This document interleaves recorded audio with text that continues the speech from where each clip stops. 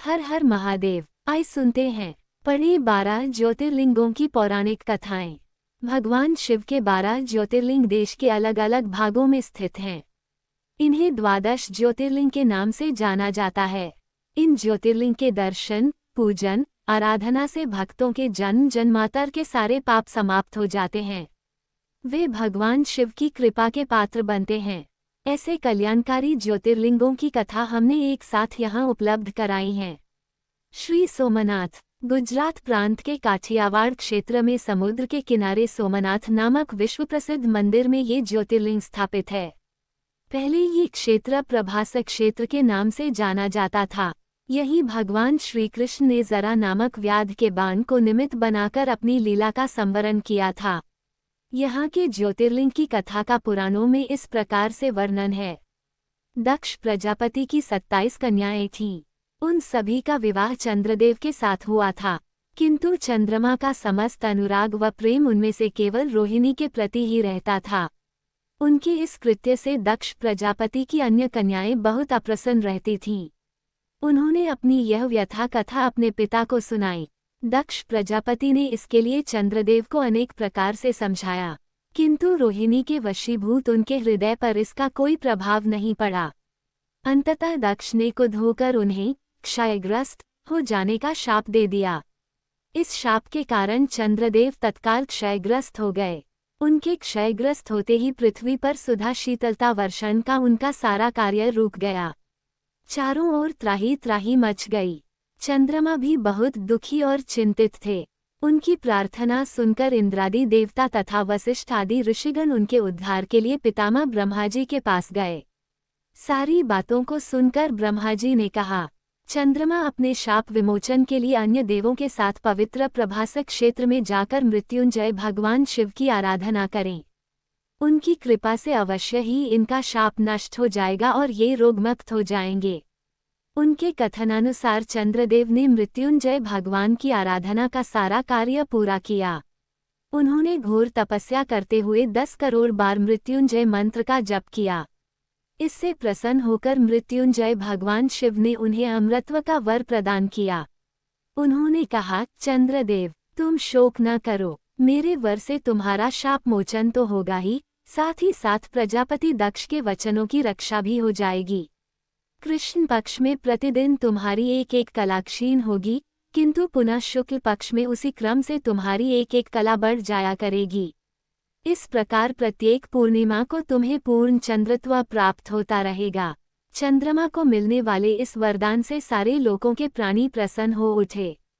सुधाकर चंद्रदेव पुनः 10 दिशाओं में सुधा वर्षण का कार्य पूर्ववत करने लगे। शाप मुक्त होकर चंद्रदेव ने अन्य देवताओं के साथ मिलकर मृत्युंजय भगवान से प्रार्थना की कि आप माता पार्वती जी के साथ सदा के लिए प्राणों के उद्धारार्थ यहाँ निवास करें। भगवान शिव उनकी इस प्रार्थना को स्वीकार करके ज्योतिर्लिंग के रूप में माता पार्वती जी के साथ तभी से यहाँ रहने लगे। पावन प्रभास क्षेत्र में स्थित इस सोमनाथ ज्योतिर्लिंग की महिमा महाभारत, श्रीमद्भागवत तथा स्कंद पुराण आदि में विस्तार से बताई गई है। चंद्रमा का एक नाम सोम भी है। उन्होंने भगवान शिव को ही अपना नाथ स्वामी मानकर यहाँ तपस्या की थी। अतः इस ज्योतिर्लिंग को सोमनाथ कहा जाता है। इसके दर्शन, पूजन, आराधना से भक्तों के जन्म जन्मांतर के सारे पाप और दुष्कृत्यु विनष्ट हो जाते हैं।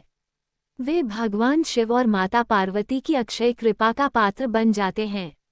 मोक्ष का मार्ग उनके लिए सहज ही सुलभ हो जाता है। उनके लौकिक पारलौकिक सारे कृत्य स्वयमेव सफल हो जाते हैं। श्री मल्लिकार्जुन। आंध्र प्रदेश में कृष्णा नदी के तट पर दक्षिण का कैलाश कहे जाने वाले श्रीशैल पर्वत पर श्री मल्लिकार्जुन ज्योतिर्लिंग स्थित है। महाभारत, शिवपुराण तथा पद्मपुराण आदि धर्मग्रंथों में इसकी महिमा और महत्ता का विस्तार से वर्णन किया गया है। पुराणों में इस ज्योतिर्लिंग की कथा इस प्रकार से वर्णन है। एक समय की बात है, भगवान शंकर जी के दोनों पुत्र श्री गणेश और श्री कार्तिकेय स्वामी विवाह के लिए परस्पर झगड़ने लगे। प्रत्येक का आग्रह था कि पहले मेरा विवाह किया जाए। उन्हें लड़ते झगड़ते देखकर भगवान शंकर और मां भवानी ने कहा, तुम लोगों में से जो पहले पूरी पृथ्वी का चक्कर लगाकर यहाँ वापस लौट आएगा उसी का विवाह पहले किया जाएगा। माता पिता की यह बात सुनकर श्री कार्तिकेय स्वामी तो अपने वाहन मयूर पर विराजित हो तुरंत पृथ्वी प्रदक्षिणा के लिए दौड़ पड़े। लेकिन गणेश जी के लिए तो ये कार्य बड़ा ही कठिन था। एक तो उनकी काया स्थूल थी, दूसरे उनका वाहन भी मूषक चूहा था। भला वे दौड़ में स्वामी कार्तिकेय की बराबरी किस प्रकार कर पाते। लेकिन उनकी काया जितनी स्थूल थी, बुद्धि उसी के अनुपात में सूक्ष्म और तीक्ष्ण थी। उन्होंने अविलंब पृथ्वी की परिक्रमा का एक सुगम उपाय खोज निकाला। सामने बैठे माता पिता का पूजन करने के पश्चात उनकी 7 प्रदक्षिणाएं करके उन्होंने पृथ्वी प्रदक्षिणा का कार्य पूरा कर लिया। उनका ये कार्य शास्त्रानुमोदित था। पितरोश्च पूजन कृत्वा प्रक्रांतिं च करोति यः तस्य वै पृथिवीजन्यं फल भवति निश्चितम्। पूरी पृथ्वी का चक्कर लगाकर स्वामी कार्तिकेय जब तक लौटे तब तक गणेश जी का सिद्धि और बुद्धि नाम वाली 2 कन्याओं के साथ विवाह हो चुका था और उन्हें क्षेम तथा लाभ नामक 2 पुत्र भी प्राप्त हो चुके थे। ये सब देखकर स्वामी कार्तिकेय अत्यंत रुष्ट होकर क्रौंच पर्वत पर चले गए। माता पार्वती वहां उन्हें मनाने पहुंची। पीछे शंकर भगवान वहां पहुंचकर ज्योतिर्लिंग के रूप में प्रकट हुए और तब से मल्लिकार्जुन ज्योतिर्लिंग के नाम से प्रख्यात हुए। इनकी अर्चना सर्वप्रथम मल्लिका पुष्पों से की गई थी। मल्लिकार्जुन नाम पड़ने का यही कारण है। एक दूसरी कथा ये भी कही जाती है, इस शैल पर्वत के निकट किसी समय राजा चंद्रगुप्त की राजधानी थी। किसी विपत्ति विशेष के निवारणार्थ उनकी एक कन्या महल से निकलकर इस पर्वतराज के आश्रम में आकर यहाँ के गोपों के साथ रहने लगी। उस कन्या के पास एक बड़ी ही शुभ लक्षणा सुंदर श्यामा गौ थी। उस गौ का दूध रात में कोई चोरी से दूह ले जाता था।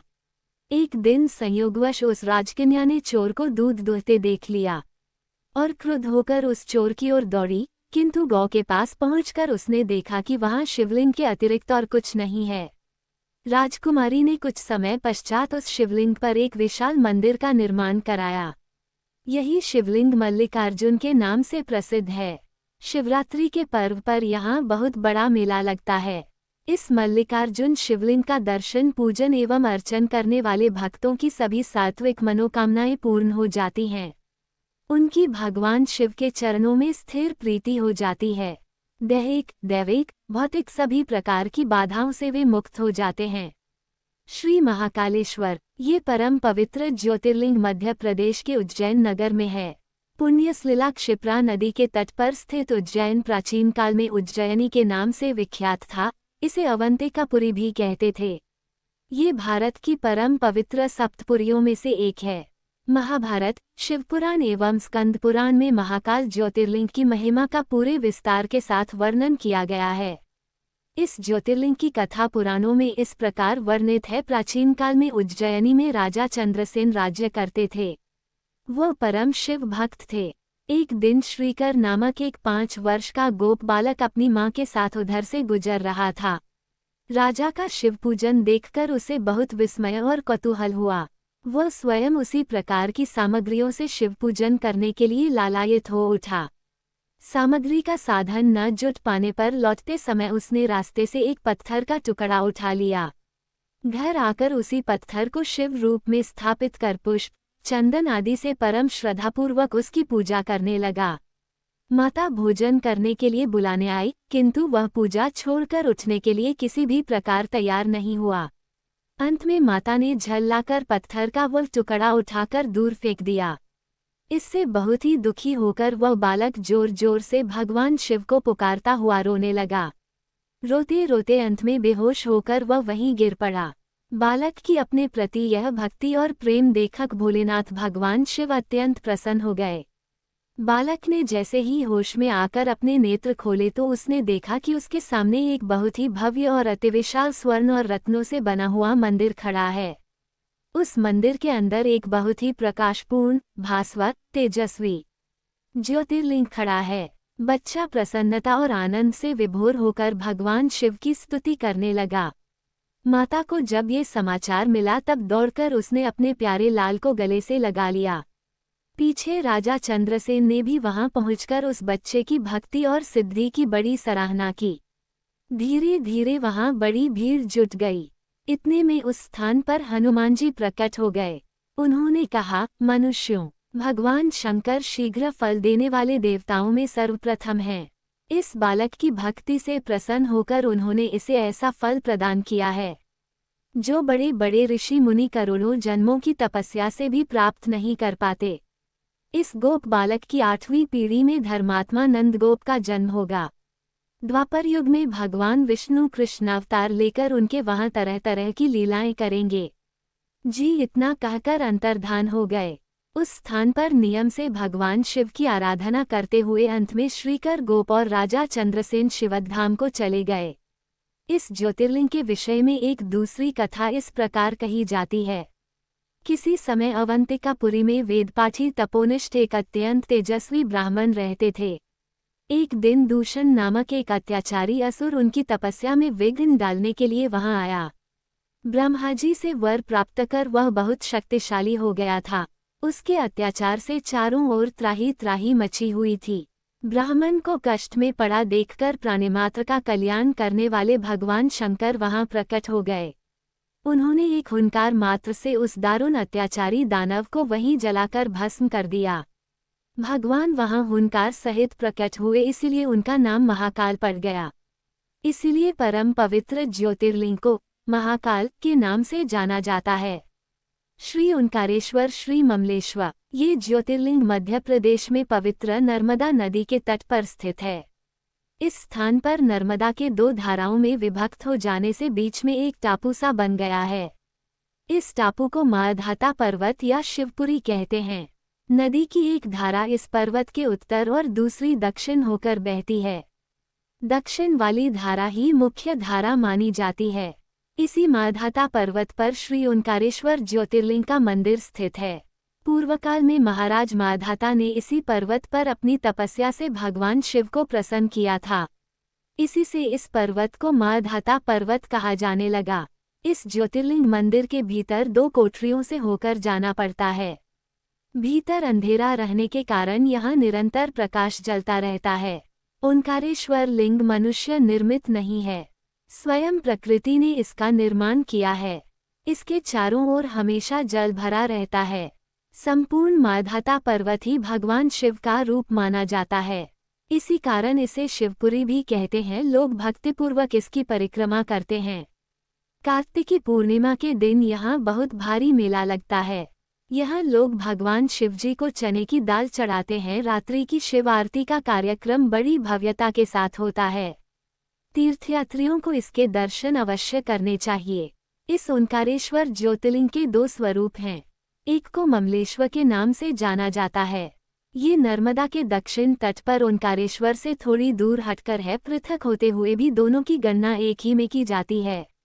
लिंग के 2 स्वरूप होने की कथा पुराणों में इस प्रकार दी गई है। एक बार विंध्य पर्वत ने पार्थिव अर्चना के साथ भगवान शिव की 6 मास तक कठिन उपासना की। उनकी इस उपासना से प्रसन्न होकर भूतभावन शंकर जी वहां प्रकट हुए। उन्होंने विंध्य को उनके मनोवांछित वर प्रदान किए। विंध्याचल की इस वर प्राप्ति के अवसर पर वहां बहुत से ऋषिगण और मुनि भी पधारे।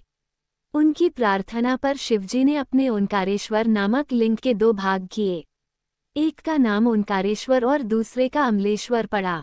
दोनों लिंगों का स्थान और मंदिर पृथक होते भी दोनों की सत्ता और स्वरूप एक ही माना गया है। शिवपुराण में इस ज्योतिर्लिंग की महिमा का विस्तार से वर्णन किया गया है। श्री ओंकारेश्वर और श्री ममलेश्वर के दर्शन का पुण्य बताते हुए नर्मदा स्नान के पावन फल का भी वर्णन किया गया है।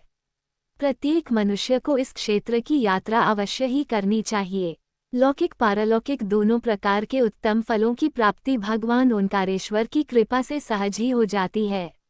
अर्थ, धर्म, काम, मोक्ष के सभी साधन उसके लिए सहज ही सुलभ हो जाते हैं। अंततः उसे लोकेश्वर महादेव भगवान शिव के परमधाम की प्राप्ति भी हो जाती है। भगवान शिव तो भक्तों पर अकारण ही कृपा करने वाले हैं। फिर जो लोग यहाँ आकर उनके दर्शन करते हैं, उनके सौभाग्य के विषय में कहना ही क्या है। उनके लिए तो सभी प्रकार के उत्तम पुण्य मार्ग सदा सदा के लिए खुल जाते हैं। चलिए आपसे एक प्रश्न पूछते हैं, क्या आप लोग 12 ज्योतिर्लिंग के दर्शन कर चुके हैं? जिन जिन लोगों ने दर्शन किए हैं प्लीज कमेंट में जरूर बताएं। श्री केदारनाथ, ये ज्योतिर्लिंग पर्वतराज हिमालय की केदार नामक चोटी पर स्थित है। पुराणों एवं शास्त्रों में श्री केदारेश्वर ज्योतिर्लिंग की महिमा का वर्णन बारंबार किया गया है। यहाँ की प्राकृतिक शोभा देखते ही बनती है। इस चोटी के पश्चिम भाग में पुण्यमती मंदाकिनी नदी के तट पर स्थित केदारेश्वर महादेव का मंदिर अपने स्वरूप से ही हमें धर्म और अध्यात्म की ओर बढ़ने का संदेश देता है। चोटी के पूर्व में अलकनंदा के सुरम्य तट पर बद्रीनाथ का परम प्रसिद्ध मंदिर है। अलकनंदा और मंदाकिनी ये दोनों नदियां नीचे रुद्रप्रयाग में आकर मिल जाती हैं। दोनों नदियों की यह संयुक्त धारा और नीचे देवप्रयाग में आकर भागीरथी गंगा से मिल जाती हैं। इस प्रकार परम पावन गंगाजी में स्नान करने वालों को भी श्री केदारेश्वर और बद्रीनाथ के चरणों को धोने वाले जल का स्पर्श सुलभ हो जाता है। इस अतीव पवित्र पुण्य फलदायी ज्योतिर्लिंग की स्थापना के विषय में पुराणों में ये कथा वर्णित है। अनंत रत्नों के जनक, अतिशय पवित्र, तपस्वियों, ऋषियों, सिद्धों, देवताओं की निवास भूमि पर्वतराज हिमालय के केदार नामक अत्यंत शोभाशाली श्रृंग पर महातपस्वी श्रीना और नारायण ने बहुत वर्षों तक भगवान शिव को प्रसन्न करने के लिए बड़ी कठिन तपस्या की।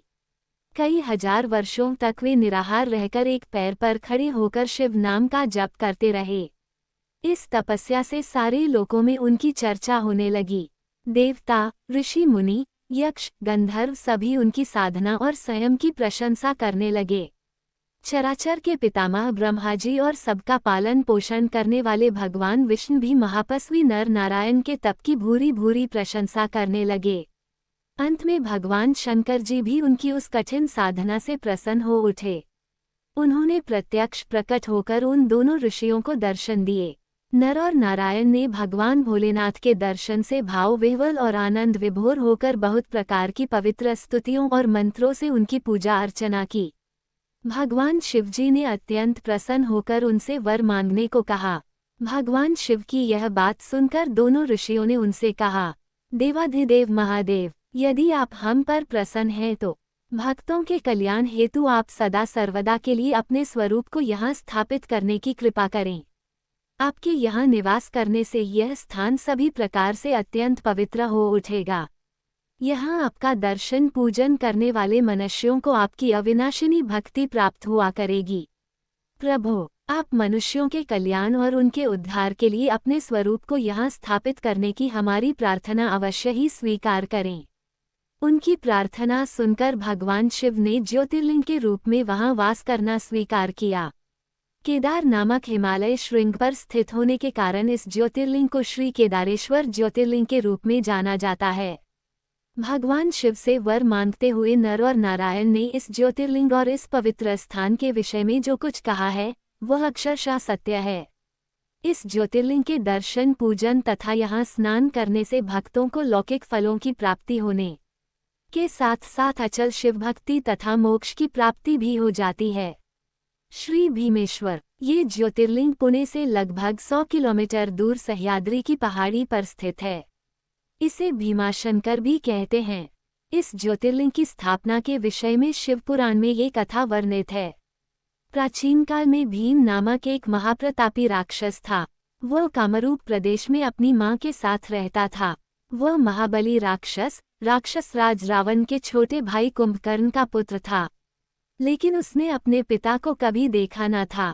उसके होश संभालने के पूर्व ही भगवान राम के द्वारा कुंभकर्ण का वध कर दिया गया था। जब वह युवावस्था को प्राप्त हुआ तब उसकी माता ने उससे सारी बातें बताईं। भगवान विष्णु के अवतार श्री रामचंद्र जी द्वारा अपने पिता के वध की बात सुनकर वह महाबली राक्षस अत्यंत संतप्त और क्रुद्ध हो उठा। अब वह निरंतर भगवान श्रीहरि के वध का उपाय सोचने लगा। उसने अपने अभीष्ट की प्राप्ति के लिए 1000 वर्ष तक कठिन तपस्या की। उसकी तपस्या से प्रसन्न होकर ब्रह्माजी ने उसे लोक विजयी होने का वर दे दिया।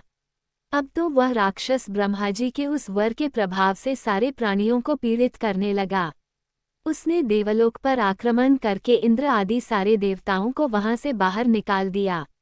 पूरे देवलोक पर अब भीम का अधिकार हो गया। इसके बाद उसने भगवान श्रीहरि को भी युद्ध में परास्त किया। श्रीहरि को पराजित करने के पश्चात उसने कामरूप के परम शिवभक्त राजा सुदक्षिण पर आक्रमण करके उन्हें मंत्रियों वनुचरों सहित बंदी बना लिया। इस प्रकार धीरे धीरे उसने सारे लोकों पर अपना अधिकार जमा लिया। उसके अत्याचार से वेदों, पुराणों, शास्त्रों और स्मृतियों का सर्वत्र एकदम लोप हो गया। वो किसी को कोई भी धार्मिक कृत्य नहीं करने देता था। इस प्रकार यज्ञ, दान, तप, स्वाध्याय आदि के सारे काम एकदम रुक गए। भीम के अत्याचार की भीषणता से घबराकर ऋषि मुनि और देवगण भगवान शिव की शरण में गए और उनसे अपना तथा अन्य सारे प्राणियों का दुख कहा। उनकी यह प्रार्थना सुनकर भगवान शिव ने कहा, मैं शीघ्र ही उस अत्याचारी राक्षस का संहार करूंगा। उसने मेरे प्रिय भक्त कामरूप नरेश सुदक्षिण को भी सेवकों सहित बंदी बना लिया है। वह अत्याचारी असुर अब और अधिक जीवित रहने का अधिकारी नहीं रह गया। भगवान शिव से यह आश्वासन पाकर ऋषि मुनि और देवगण अपने अपने स्थान को वापस लौट गए। इधर राक्षस भीम के बंदीगृह में पड़े हुए राजा सदक्षिण ने भगवान शिव का ध्यान किया। वे अपने सामने पार्थिव शिवलिंग रखकर अर्चना कर रहे थे।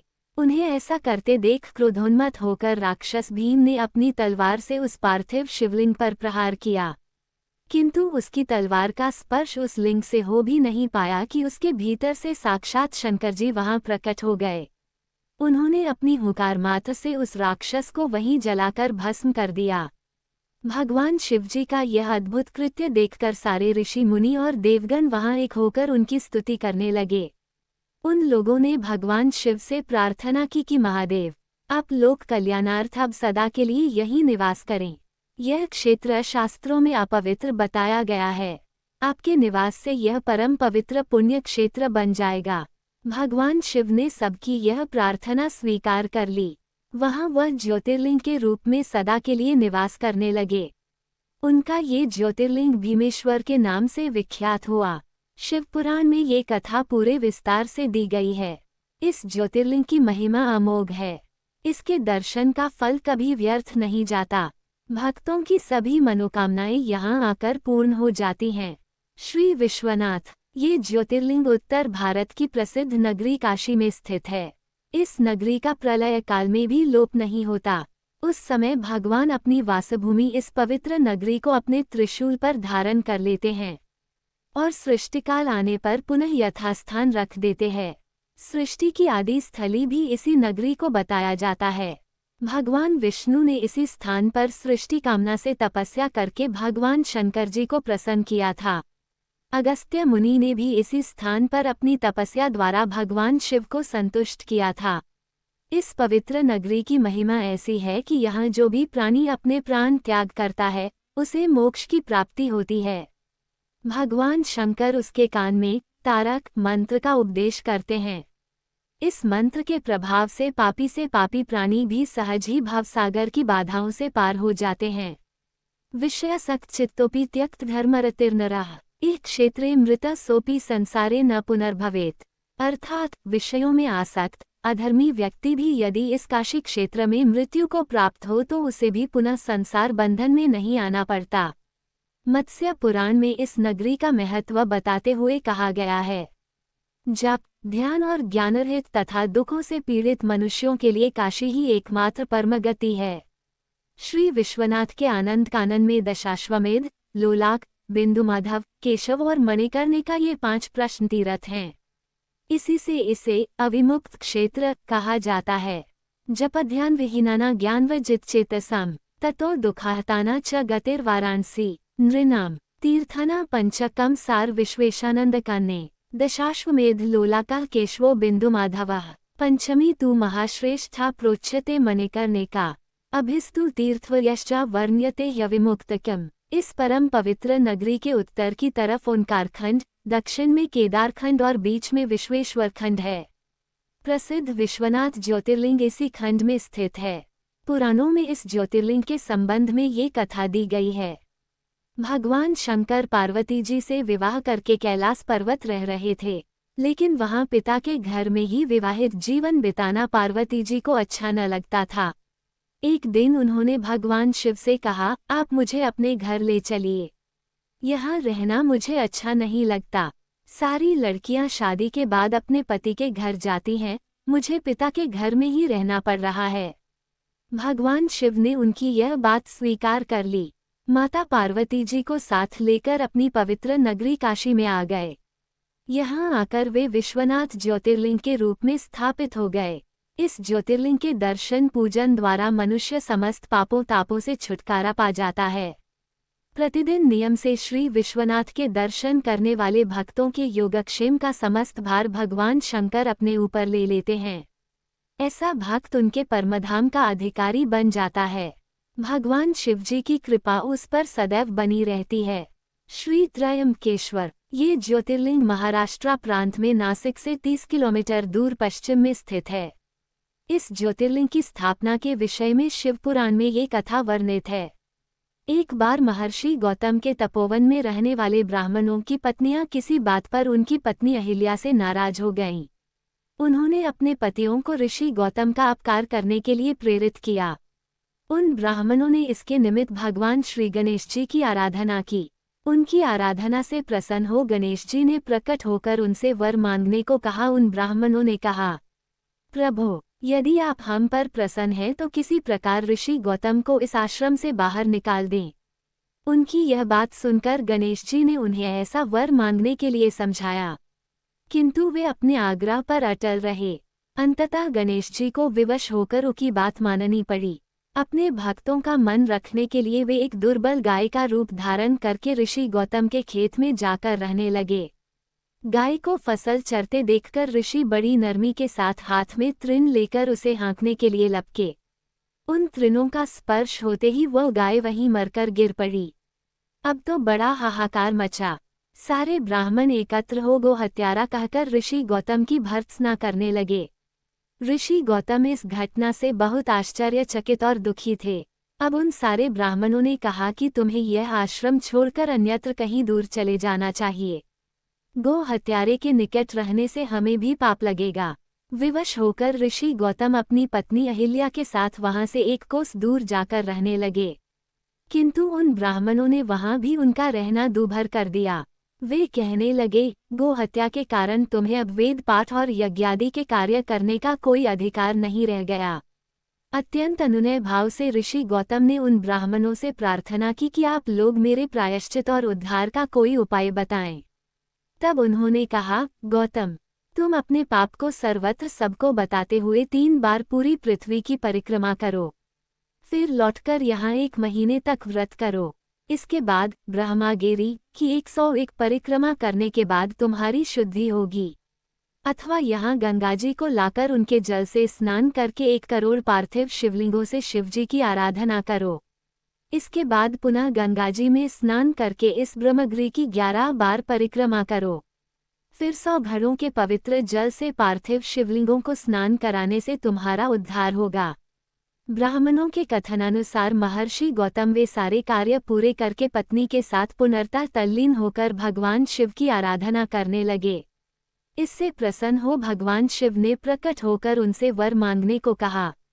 महर्षि गौतम ने उनसे कहा, भगवान, मैं यही चाहता हूँ कि आप मुझे गोहत्या के पाप से मुक्त कर दें। भगवान शिव ने कहा, गौतम, तुम सर्वथा निष्पाप हो। गोहत्या का अपराध तुम पर छलपूर्वक लगाया गया था। छलपूर्वक ऐसा करवाने वाले तुम्हारे आश्रम के ब्राह्मणों को मैं दंड देना चाहता हूँ। इस पर महर्षि गौतम ने कहा कि प्रभु, उन्हीं के निमित्त से तो मुझे आपका दर्शन प्राप्त हुआ है। अब उन्हें मेरा परमहित समझकर उन पर आप क्रोध न करें। बहुत से ऋषियों, मुनियों और देवगणों ने वहां एकत्र हो गौतम की बात का अनुमोदन करते हुए भगवान शिव से सदा वहां निवास करने की प्रार्थना की। वे उनकी बात मानकर वहां त्रयंब ज्योतिर्लिंग के नाम से स्थित हो गए। गौतम जी द्वारा लाई गई गंगाजी भी वहां पास में गोदावरी नाम से प्रवाहित होने लगी। ये ज्योतिर्लिंग समस्त पुण्यों को प्रदान करने वाला है। श्री वैद्यनाथ, ये ज्योतिर्लिंग बिहार प्रांत के संथाल परगने में स्थित है। शास्त्र और लोक दोनों में उसकी बड़ी प्रसिद्धि है। इसकी स्थापना के विषय में ये कथा कही जाती है। एक बार राक्षसराज रावण ने हिमालय पर जाकर भगवान शिव का दर्शन प्राप्त करने के लिए बड़ी घोर तपस्या की। उसने एक एक करके अपने सिर काटकर शिवलिंग पर चढ़ाना शुरू किए। इस प्रकार उसने अपने 9 सिर वहां काटकर चढ़ा दिए। जब वह अपना 10वां और अंतिम सिर काटकर चढ़ाने के लिए उद्यत हुआ तब भगवान शिव अति प्रसन्न और संतुष्ट होकर उसके समक्ष प्रकट हो गए। शीश काटने को उद्यत रावण का हाथ पकड़कर उन्होंने उसे ऐसा करने से रोक दिया। उसके 9 सिर भी पहले की तरह जोड़ दिए और अत्यंत प्रसन्न होकर उससे वर मांगने को कहा। रावण ने वर के रूप में भगवान शिव से उस शिवलिंग को अपनी राजधानी लंका में ले जाने की अनुमति मांगी। भगवान शिव ने उसे यह वरदान तो दे दिया, लेकिन एक शर्त भी उसके साथ लगा दी। उन्होंने कहा, तुम शिवलिंग ले जा सकते हो, किंतु यदि रास्ते में इसे कहीं रख दोगे तो यह वहीं अचल हो जाएगा, तुम फिर इसे उठा न सकोगे। रावण इस बात को स्वीकार कर उस शिवलिंग को उठाकर लंका के लिए चल पड़ा। चलते चलते एक जगह मार्ग में उसे लघुशंका करने की आवश्यकता महसूस हुई। वो उस शिवलिंग को एक अहीर के हाथ में थमाकर लघुशंका की निवृत्ति के लिए चल पड़ा। उस अहीर को शिवलिंग का भार बहुत अधिक लगा और वो उसे संभाल न सका। विवश होकर उसने शिवलिंग को वहीं भूमि पर रख दिया। रावण जब लौटकर आया तब बहुत प्रयत्न करने के बाद भी उस शिवलिंग को किसी प्रकार भी उठा न सका। अंत में थककर उस पवित्र शिवलिंग पर अपने अंगूठे का निशान बनाकर उसे वहीं छोड़कर लंका को लौट गया। तत्पश्चात ब्रह्मा, विष्णु आदि देवताओं ने वहां आकर उस शिवलिंग का पूजन किया। इस प्रकार वहां उसकी प्रतिष्ठा कर वे लोग अपने अपने धाम को लौट गए। यही ज्योतिर्लिंग श्रीवैद्यनाथ के नाम से जाना जाता है। ये श्रीवैद्यनाथ ज्योतिर्लिंग अनंत फलों को देने वाला है। ये 11 अंगुल ऊंचा है। इसके ऊपर अंगूठे के आकार का गड्ढा है। कहा जाता है कि यह वही निशान है जिसे रावण ने अपने अंगूठे से बनाया था। यहाँ दूर दूर से तीर्थों का जल लाकर चढ़ाने का विधान है। रोग मुक्ति के लिए भी इस ज्योतिर्लिंग की महिमा बहुत प्रसिद्ध है। पुराणों में बताया गया है कि जो मनुष्य इस ज्योतिर्लिंग का दर्शन करता है उसे अपने समस्त पापों से छुटकारा मिल जाता है। उस पर भगवान शिव की कृपा सदा बनी रहती है। दैहिक, दैविक, भौतिक कष्ट उसके पास भूलकर भी नहीं आते। भगवान शंकर की कृपा से वह सारी बाधाओं, समस्त रोगों शोकों से छुटकारा पा जाता है। उसे परम शांतिदायक शिवधाम की प्राप्ति होती है। श्री नागेश्वर भगवान शिव का ये प्रसिद्ध ज्योतिर्लिंग गुजरात प्रांत में द्वारकापुरी से लगभग 17 मील की दूरी पर स्थित है। इस पवित्र ज्योतिर्लिंग के दर्शन की शास्त्रों में बड़ी महिमा बताई गई है। कहा गया है कि जो श्रद्धापूर्वक इसकी उत्पत्ति और महात्म्य की कथा सुनेगा वह सारे पापों से छुटकारा पाकर समस्त सुखों का भोग करता हुआ अंत में भगवान शिव के परम पवित्र दिव्य धाम को प्राप्त होगा। एतद् शृणुयान् नित्यं नागेशोद्भवमाद्रात् सर्वान् कामानियाद धीमान महापातकनाशनम। इस ज्योतिर्लिंग के संबंध में पुराणों ये कथा वर्णित है। सुप्रिय नामक एक बड़ा धर्मात्मा और सदाचारी वैश्य था। वह भगवान शिव का अनन्य भक्त था। वह निरंतर उनकी आराधना, पूजन और ध्यान में तल्लीन रहता था। अपने सारे कार्य वह भगवान शिव को अर्पित करके करता था।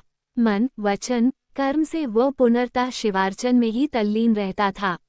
उसकी इस शिव भक्ति से दारुक नामक एक राक्षस बहुत क्रुद्ध रहता था।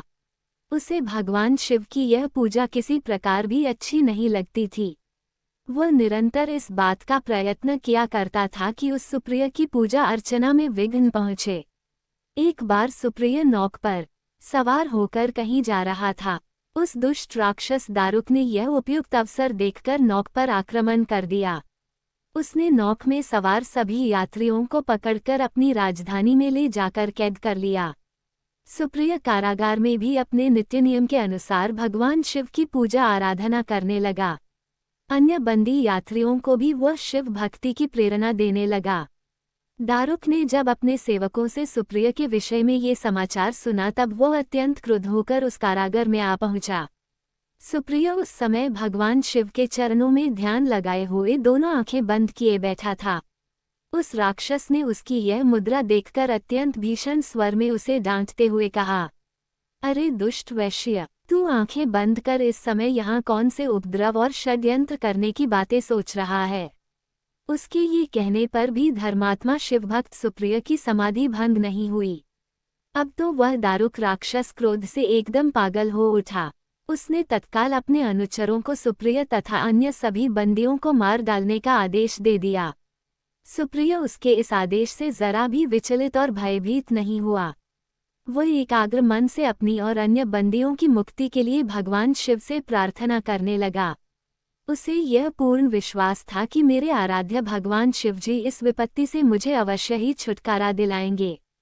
उसकी प्रार्थना सुनकर भगवान शंकर जी तत्क्षण उस कारागार में एक ऊंचे स्थान में एक चमकते हुए सिंहासन पर स्थित होकर ज्योतिर्लिंग के रूप में प्रकट हो गए। उन्होंने इस प्रकार सुप्रिय को दर्शन देकर उसे अपना पाशुपत अस्त्र भी प्रदान किया। इस अस्त्र से राक्षस दारुक तथा उसके सहायक का वध करके सुप्रिय शिवधाम को चला गया। भगवान शिव के आदेशानुसार ही इस ज्योतिर्लिंग का नाम नागेश्वर पड़ा। श्री रामेश्वर। इस ज्योतिर्लिंग की स्थापना मर्यादा पुरुषोत्तम भगवान श्रीरामचंद्र जी ने की थी। स्कंद पुराण में इसकी महिमा विस्तार से वर्णित है।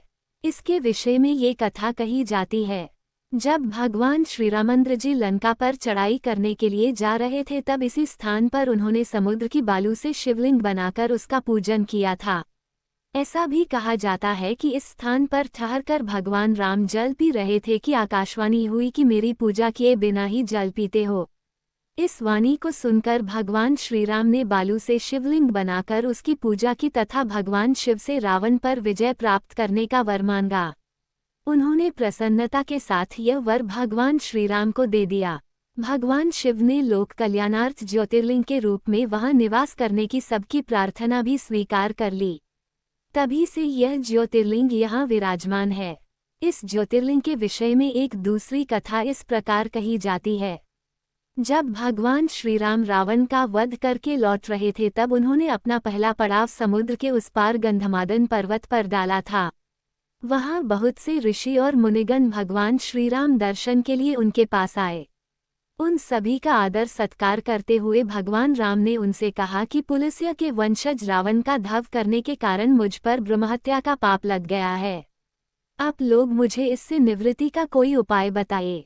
ये बात सुनकर वहां उपस्थित सारे ऋषियों मुनियों ने एक स्वर से कहा कि आप यहाँ शिवलिंग की स्थापना कीजिए।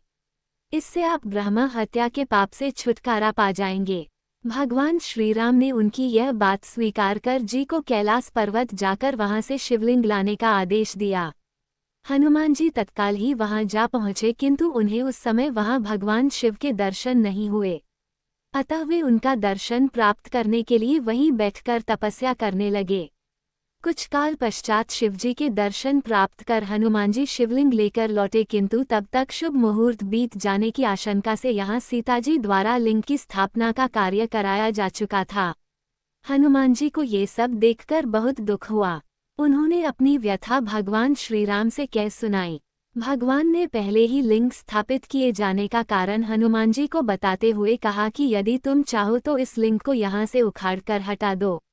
हनुमान जी अत्यंत प्रसन्न होकर उस लिंग को उखाड़ने लगे, किंतु बहुत प्रयत्न करने पर भी वह टस से मज नहीं हुआ। अंत में उन्होंने उस शिवलिंग को अपनी पूंछ में लपेटकर उखाड़ने का प्रयत्न किया, फिर भी वह ज्यों का त्यों अधिक बना रहा। उल्टे हनुमान जी ही धक्का खाकर एक कोस दूर मूर्छित होकर जा गिरे। उनके शरीर से रक्त बहने लगा। ये देखकर सभी लोग अत्यंत व्याकुल हो उठे। माता सीताजी पुत्र से भी प्यारे अपने हनुमान के शरीर पर हाथ फेरती हुई विलाप करने लगीं। मूर्छा दूर होने पर हनुमान जी ने भगवान श्रीराम को परम ब्रह्म के रूप में सामने देखा। भगवान ने उन्हें शंकर जी की महिमा बताकर उनका प्रबोध किया। हनुमान जी द्वारा लाए गए लिंग की स्थापना भी वहीं पास में कर दी। श्री घुष्मेश्वर 12 ज्योतिर्लिंगों में यह अंतिम ज्योतिर्लिंग है। इसे घुष्मेश्वर, घुसृणेश्वर या घृष्णेश्वर भी कहा जाता है। यह महाराष्ट्र प्रदेश में दौलताबाद से 12 मील दूर वेरूट गांव के पास स्थित है। इस ज्योतिर्लिंग के विषय में पुराणों में ये कथा वर्णित है। दक्षिण देश में देवगिरि पर्वत के निकट सुधर्मा नामक एक अत्यंत तेजस्वी तपोनिष्ठ ब्राह्मण रहता था। उसकी पत्नी का नाम सुदेहा था। दोनों में परस्पर बहुत प्रेम था। किसी प्रकार का कोई कष्ट उन्हें नहीं था, लेकिन उन्हें कोई संतान नहीं थी। ज्योतिष गणना से पता चला कि सुदेहा के गर्भ से संतानोत्पत्ति हो ही नहीं सकती।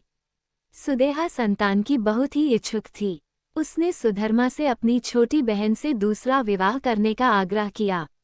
पहले तो सुधर्मा को ये बात नहीं जची, लेकिन अंत में उन्हें पत्नी की जिद के आगे झुकना ही पड़ा। वे उसका आग्रह टाल नहीं पाए। वे अपनी पत्नी की छोटी बहन घुष्मा को ब्याह कर घर ले आए। घुष्मा अत्यंत विनीत और सदाचारिणी स्त्री थी। वह भगवान शिव की अनन्य भक्ता थी। प्रतिदिन 101 पार्थिव शिवलिंग बनाकर हृदय की सच्ची निष्ठा के साथ उनका पूजन करती थी। भगवान शिवजी की कृपा से थोड़े ही दिन बाद उसके गर्भ से अत्यंत सुंदर और स्वस्थ बालक ने जन्म लिया। बच्चे के जन्म से सुदेहा और घुष्मा दोनों के ही आनंद का पार न रहा। दोनों के दिन बड़े आराम से बीत रहे थे, लेकिन न जाने कैसे थोड़े ही दिनों बाद सुदेहा के मन में एक कुविचार ने जन्म ले लिया। वह सोचने लगी, मेरा तो इस घर में कुछ है नहीं, सब कुछ घुष्मा का है। अब तक सुधर्मा के मन का कुविचार रूपी अंकुर एक इन विशाल वृक्ष का रूप ले चुका था। अंततः एक दिन उसने घुष्मा के युवा पुत्र को रात में सोते समय मार डाला। उसके शव को ले जाकर उसने उसी तालाब में फेंक दिया जिसमें घुष्मा प्रतिदिन पार्थिव शिवलिंगों को फेंका करती थी। मेरे पति पर भी उसने अधिकार जमा लिया, संतान भी उसी की है। ये कुविचार धीरे धीरे उसके मन में बढ़ने लगा। इधर घुष्मा का वह बालक भी बड़ा हो रहा था। धीरे धीरे वह जवान हो गया, उसका विवाह भी हो गया। अब तक सुधर्मा के मन का कुविचार रूपी अंकुर एक विशाल वृक्ष का रूप ले चुका था। अंततः एक दिन उसने घुष्मा के युवा पुत्र को रात में सोते समय मार डाला। उसके शव को ले जाकर उसने उसी तालाब में फेंक दिया जिसमें घुष्मा प्रतिदिन पार्थिव शिवलिंगों को फेंका करती थी। सुबह होते ही सबको इस बात का पता लगा। पूरे घर में कोहराम मच गया। सुधर्मा और उसकी पुत्रवधू दोनों सिर पीटकर फूट फूट कर रोने लगे, लेकिन घुष्मा नित्य की भांति भगवान शिव की आराधना में तल्लीन रही, जैसे कुछ हुआ ही न हो। पूजा समाप्त करने के बाद वह पार्थिव शिवलिंगों को तालाब में छोड़ने के लिए चल पड़ी। जब वह तालाब से लौटने लगी उसी समय उसका प्यारा लाल तालाब के भीतर से निकलकर आता हुआ दिखलाई पड़ा। वह सदा की भांति आकर घुष्मा के चरणों पर गिर पड़ा, जैसे कहीं आसपास से ही घूमकर आ रहा हो। इसी समय भगवान शिव भी वहां प्रकट होकर घुष्मा से वर मांगने को कहने लगे। वह सुदेहा की घनौनी करतूत से अत्यंत क्रुद्ध हो उठे थे। अपने त्रिशूल द्वारा उसका गला काटने को उद्यत दिखलाई दे रहे थे। घुष्मा ने हाथ जोड़कर भगवान शिव से कहा, प्रभो, यदि आप मुझ पर प्रसन्न हैं तो मेरी उस अभागिन बहन को क्षमा कर दें। निश्चित ही उसने अत्यंत जघन्य पाप किया है, किंतु आपकी दया से मुझे मेरा पुत्र वापस मिल गया। अब आप उसे क्षमा करें और प्रभो, मेरी एक प्रार्थना और है, लोक कल्याण के लिए आप इस स्थान पर सर्वदा के लिए निवास करें।